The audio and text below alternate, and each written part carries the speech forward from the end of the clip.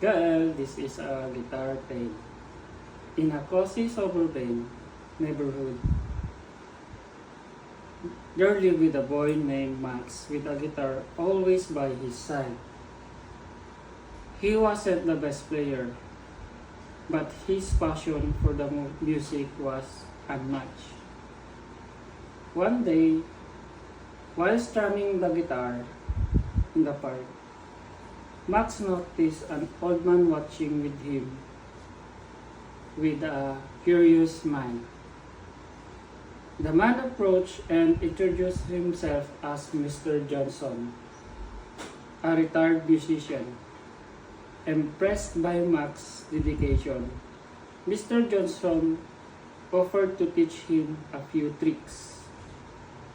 Over the following weeks, they meet regularly in the park, where Mr. Johnson shared his wisdom and Max soaked up every word. One afternoon, Mr. Johnson surprised Max with a special gift, a vintage guitar that had once belonged to a famous musician. With the tears of gratitude in his eyes, Max promised to honor the instrument's legacy.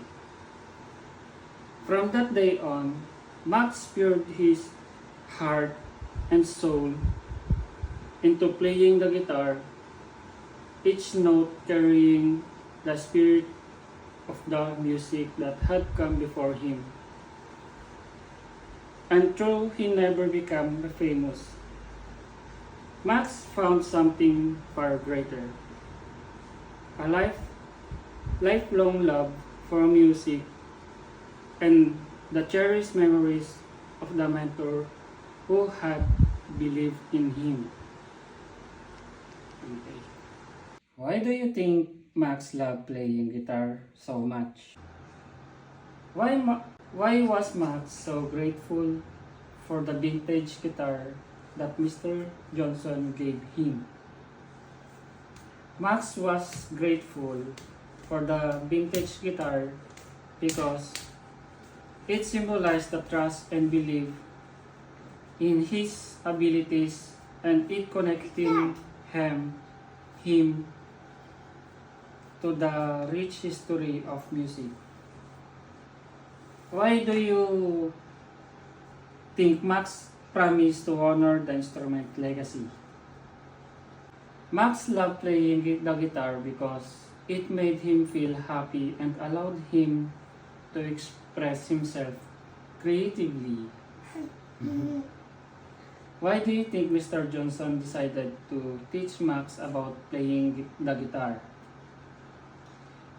Mr. Johnson saw the potential in Max and wanted to share his love of music with him.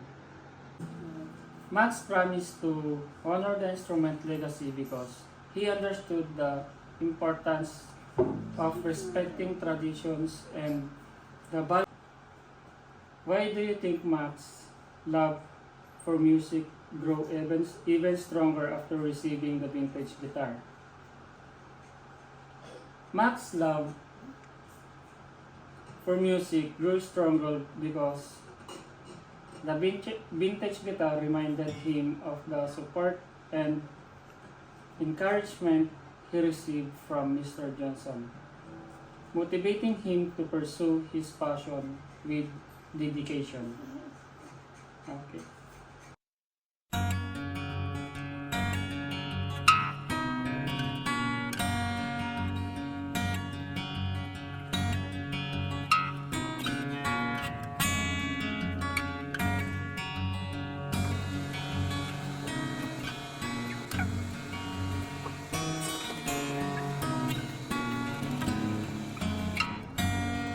These are the reflection of our story.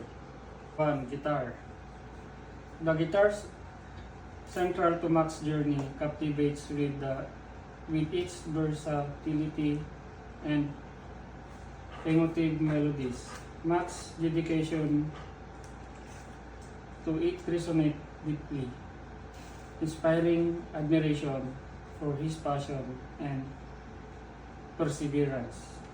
Number 2, vintage guitar. The vintage guitar, a cherished symbol of tradition and mentorship, hold a special place. Its rich history and bond it forms between Max and Mr. Johnson make it a favorite, highlighting the power of meaningful gift and human connection.